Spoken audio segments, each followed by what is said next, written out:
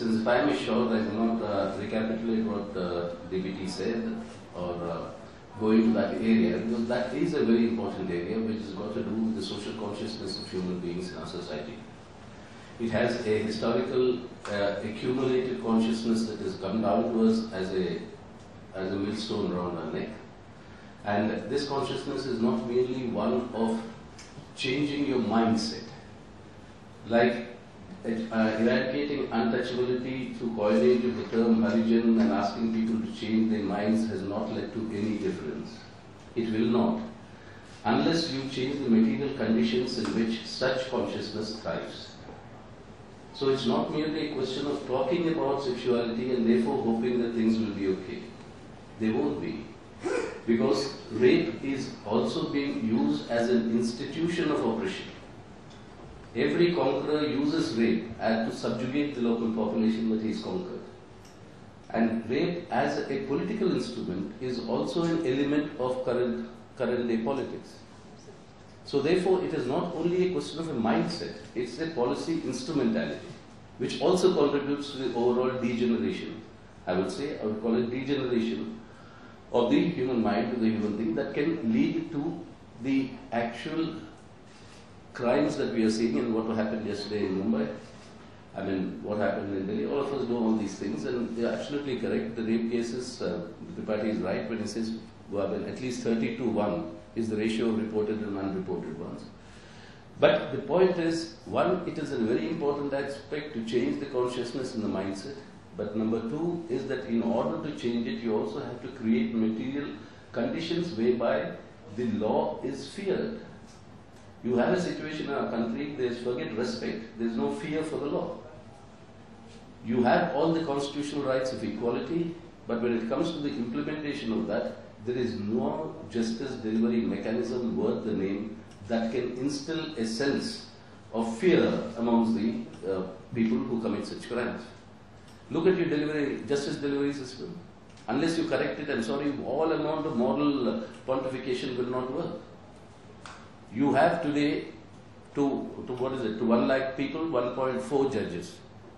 The Law Commission recommended 25 years ago.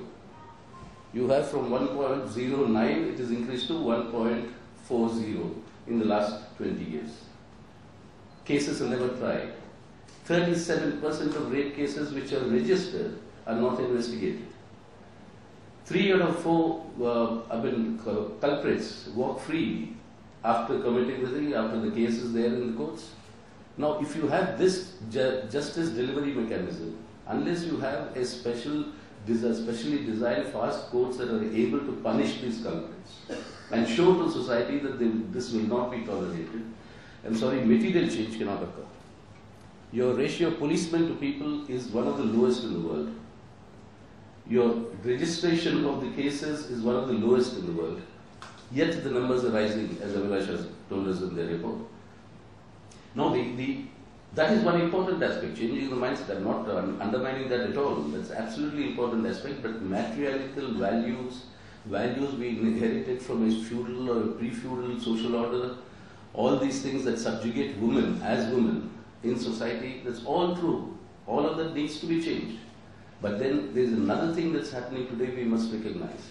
It is not only the dead weight of the past that weighing us down on this issue of rape and criminality against women, but there's also, I would say, a deadly cocktail now brewing in our country, where you have the tenacity of the backwardness and this social values that portray women as merely objects that has to be used and exploited, and therefore rape is no crime according to that mindset. That is one aspect. That is combining today with your modern consumerist values of modern day development, which are creating what I think a deadly cocktail, which is what explains the current phenomenon in our country today. There was an Iranian sociologist, since Abhilash is subject to sociology, maybe you should know, it's Jalal Ahmad. He coined a very interesting term at the time of Khomeini revolution in Iran, where they were saying the clerics in Iran were protesting, saying this is a Western revolution. So it was Westernization, is what was the term they used. So Jalal coined a term called saying what they are saying is not westernization, but it is westoxication. That is intoxicated with the West. I would only extend the term to say in India today, what we call modernity is not really modernity, but it's actually modernoxity. It is intoxication with modern gadgets and modern items. It's not a modern mindset. Modernity means equality as the fundamental basis.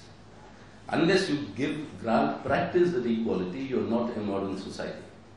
We are a modern society in terms of using modern gadgets, using modern technology.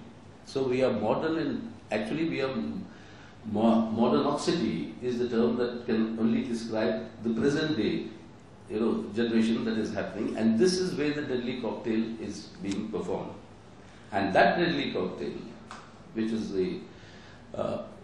the combination of your past, of your mindset and your values, and this modernoxity that is now growing as a result of these set of modern day economic development reforms. So this has to be tackled. If this has to be tackled, it has to begin both in the change of mind and also creating the material conditions where first there is fear and then there is respect for law and order. And unless political parties and all of us, we are committed to do that, we keep arguing for that, but unless you do that and change these material conditions where the fear is instilled that you cannot get away with this crime, I don't think material, tangible results can be obtained. So that is what I would like to